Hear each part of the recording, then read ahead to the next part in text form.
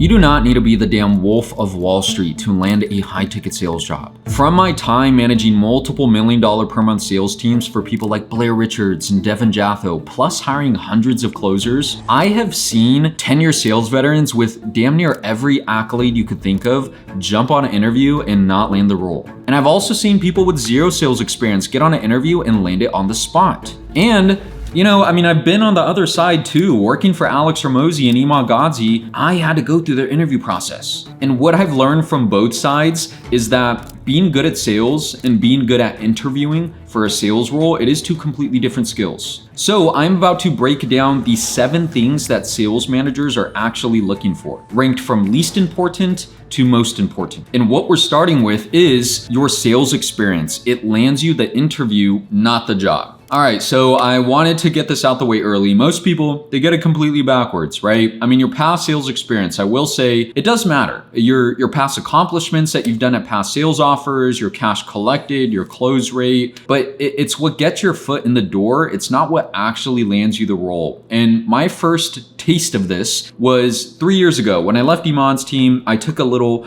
1-month hiatus from sales, right? I was sipping pina coladas, hanging out, spending time with my daughter, and looking at other opportunities that I could go to. One of them was publishing.com. The other was Charlie Morgan's Imperium acquisition, and then Thak Nguyen's team. Anyways, I ended up going through the interview process for publishing.com. They had a 3-step interview process. Meeting number 1 was a group interview, and then we did 2 one-on-ones with the sales manager. I went through the process. I thought I had it in the bag. A couple days later, I got the dreaded email of denial. And I remember angrily typing an email back saying, what the hell, right? I mean, at this point, I had all the accomplishments on my side. I mean, I've collected millions of dollars in sales for huge names and huge companies in the space. And I remember the sales manager sent me an email back saying, sorry, Alex, you're not the right avatar for the type of closer that we're looking for right now. Most people think that showing up with a strong resume means the job is theirs. So they treat the interview as a formality, but it's not. Your experience is just your price of admission. The second that call starts, none of that matters anymore. What matters is you showing up as a closer and actually closing.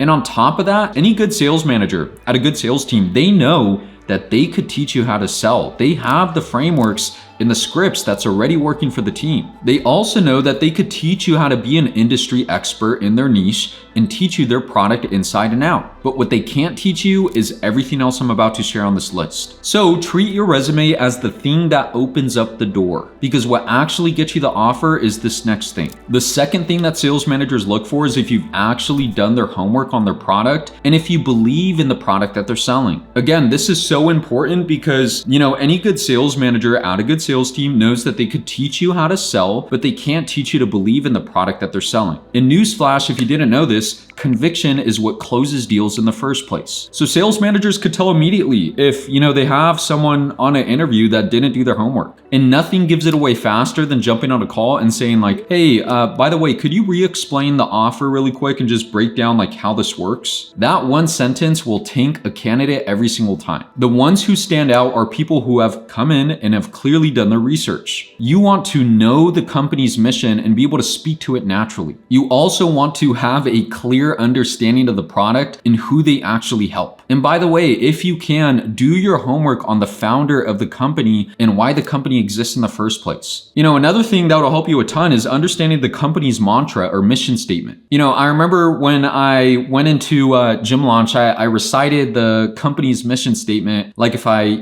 had it tattooed on my hand. Sharp as a tack, grow or die, be your own boss, and do the boring work. And I remember once I said that to the sales manager and how much that aligned with me, a big old smile perked up on his face. And this stuff, it cannot be faked. Sales managers have heard enough pitches to understand when someone actually believes what they're saying versus when they're just saying something that they rehearsed earlier to sound prepared. You do not want your only source of value on an interview to be, well, I work hard and, I have a good resume with sales. Because like any sales manager or myself, I could teach you the closer framework. I could teach you objection handling or rapport or discovery. What I can't teach you is genuine belief in what you're selling. And if you don't have that conviction in yourself and how you speak on the interview, then there's no reason for me to believe you'll have it on the phones when you're selling. By the way, if you want to avoid the most common mistakes that sales reps make when they first get into high ticket sales, I do have a free training link in the bio that you could check out. But aside from that, even if you come prepared into an interview and bought in, there's still one thing that will get you cut even at serious companies. That third thing is grit and whether you could outwork the last person that they hired. Sales managers always want their new sales rep to reset the bar for everybody else on the team. They want to bring on a setter, for example, that will come in and outpace the average amount of calls that every setter is making on the team. Meaning they want someone who could reset the standard. If all my setters are dialing 300 dials per day, I want the person who comes into an interview and asks me, what's the average amount of dials that sales reps are doing per day? And I say 300, and he follows up with, am I able to do double that?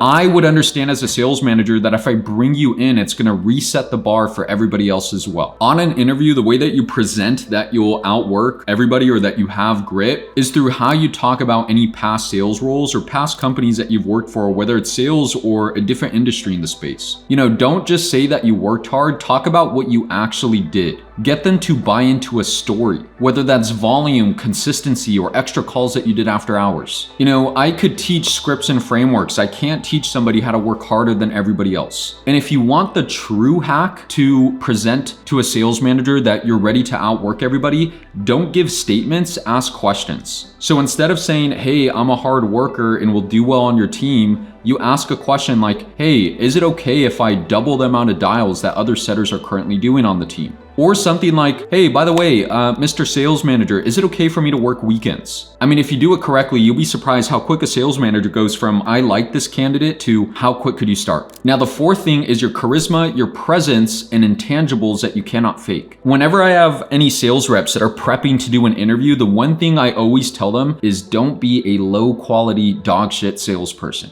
Meaning, do not show up looking like trash on your interview. That does not only mean yourself and how you're dressed and making sure that you look good, but it's also your camera quality, where you're taking the interview at, how your microphone sounds when you're speaking. You got to think about it. These high quality sales roles that everybody wants to land, where you could make the $20,000, the $30,000 per month, whatever it is, right? High quality roles want to hire high quality people. And if you're showing up with the Zoom blurred background from your cell phone and ugly headphones where we could barely hear you, you are going to be perceived as a low quality salesperson and you're going to land low quality roles. I mean, I even know an offer owner, his name is Daniel Isles, right? He runs a company called Viral Coach to do $3 million per month. I've talked about him before. When he's going through Loom videos of people who have submitted, a Loom video is a video of a salesperson explaining who they are, where they're from, and their past experience, he will literally not open the video and just disqualify people based off the thumbnail photo of their video. Meaning he will look at you and say, this guy looks like shit, this girl looks like shit, doesn't look good. Oh, this person has a really nice background and looks well put together. Let's actually watch their video. He's probably a good salesperson. It is unfortunate, but people do judge a book by its cover. So don't give them something to judge. In remote sales, your camera presence and how you speak and your charisma is your product. Your client or your prospect that you're speaking with, they can't shake your hand. They can't read your body language. All they have to judge is what comes through that screen. And if you can't hold strong presence in that interview, a sales manager has no reason to believe that you could do it with the prospect on a real call. On the flip side, I have seen people with zero experience jump on an interview, but they have good charisma. They're really good at speaking, great background, great presence. They hit it off with the sales manager and they make the sales manager buy into them as a human being, enjoy the conversation, and next thing you know, they get hired on the spot. A good example of that is Jay. Pictures of him should pop up on the screen. I mean, just look at his current presence right now, right? This is how he was showing up to the interviews. He looks like a high quality salesperson who could close, and he landed a closing offer with no experience, and he just did $52,000 in commission this past November. You have to play the part. If you want a high quality role, you need to look like a high quality salesperson. And because we could teach you how to sell, we cannot teach you the natural intangibles, the charisma, being a likable, trustable person that prospects actually believe in and want to buy from. Now listen, even if you are likable, if you're prepared, and if you have grit, there is still one thing that will get you cut at top tier companies. The fifth thing, and this one comes directly from Hormozi's hiring process, is your ability to be coached. Listen, I understand his hiring process because I've gotten a good amount of people hired to his team. And this is what they do. When you get on that first group interview and they make you do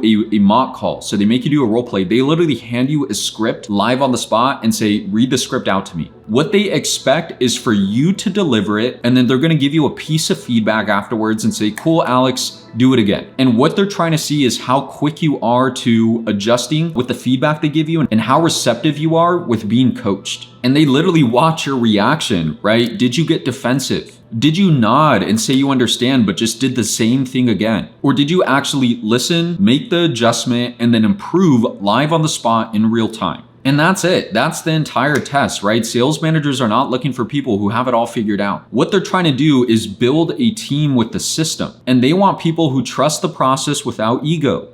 People who will implement feedback immediately. And people who get better at time without needing a ton of hand-holding. The candidates that tend to get passed a lot are people who have a huge ego and think they know it all with sales. And it is funny to see, just in the past couple months, I think I've gotten like 6 people hired to acquisition.com, which isn't a huge, right? But their sales team is relatively lean, meaning they have a small team.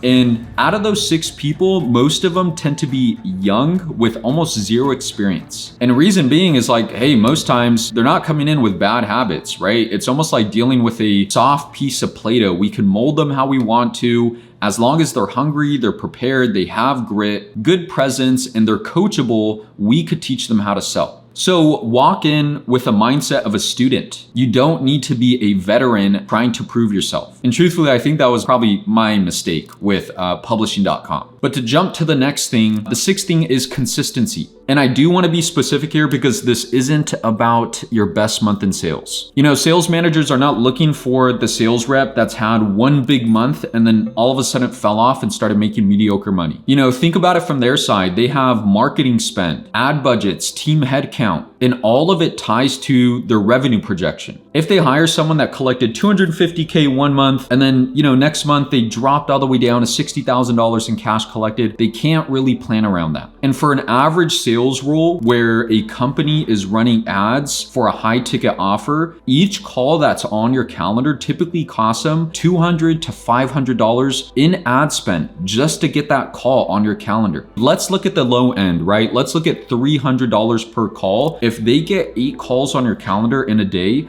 that costs them $2,400 in ad spend just to fill up your calendar. So if you are inconsistent, it makes it harder for them to scale. What most sales managers actually want is the salesperson who has consistently done $150K per month without the drama. No massive spikes or mysterious dips, but somebody that they could actually plan around.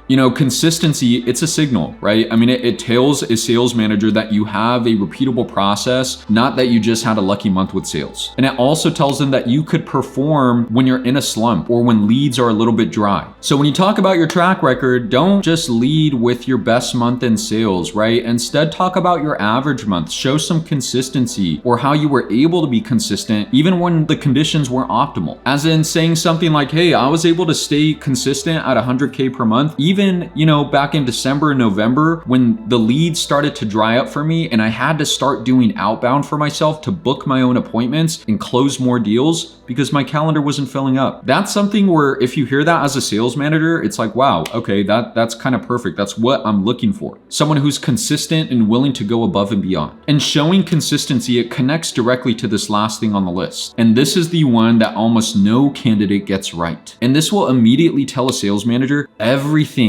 that they need to know about you. And that is knowing your numbers cold. If I'm interviewing you for a closer role and I ask you what was your cash collected per month or this past month on your offer, you should be able to say the number without hesitating. And if you don't have sales experience and I ask the same question, you should be able to give a truthful answer without hesitating and saying it confidently with poise and good presence. Remember, you want the sales manager to buy into you as a human being, right? Human beings, they make decisions emotionally, then compensate logically. I read that in a book somewhere, but it's very true. Think about it. When somebody hires you, their first thought in their brain is, I really like Alex, right? So emotional. And then they compensate logically. by saying, plus, look at his past sales experience, or plus, I feel like he's really smart and will work hard, and I could teach him how to sell within a couple weeks. But aside from that, knowing your numbers is super important. Your cash collected, you should know it like the back of your hand, just like your closing rate. Your average cash collected per call, know it. Or month-over-month consistency, you better know it.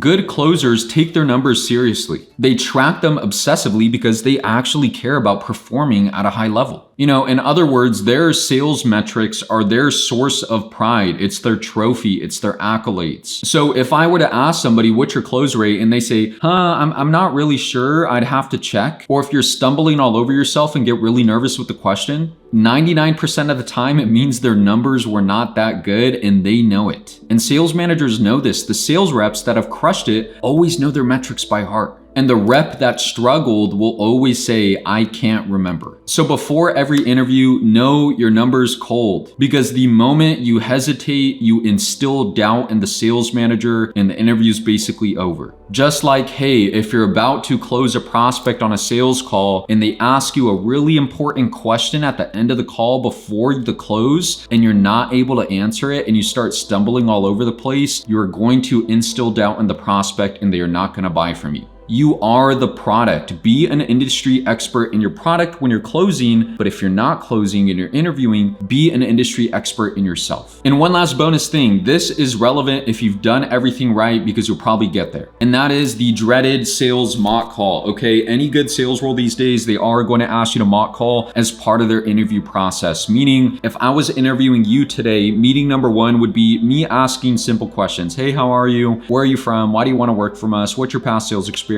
Then I'll say, cool, we like you. Let's meet again on Monday. Here's our sales script. Be prepared to do a mock call with us on Monday. And so no matter who you are or what your sales experience is, you better be damn ready to do a mock call if you want to land a good sales job. You know, having a salesperson do a mock call on the live interview is the closest real life thing that we could get to watching how you will act on an actual call. So no matter your experience, no matter what that looks like, if you could crush it on the interview and do well on the mock call, you will land the role no matter what the requirements are. Most people watching this are going to get through the video, they're going to nod along and then go to their next interview the exact same way that they went to the last one. But the people who actually implement these things are the ones who are going to walk away with the good offers. Now, if you want to continue your learning, which is really what you should be doing, I put together a free 5-hour training. It's going to pop up somewhere on the screen. It covers literally everything that you need to know to become a top 1% earning remote salesperson. I hope this helped. And as always, once you learn to sell, you will never starve. Thanks.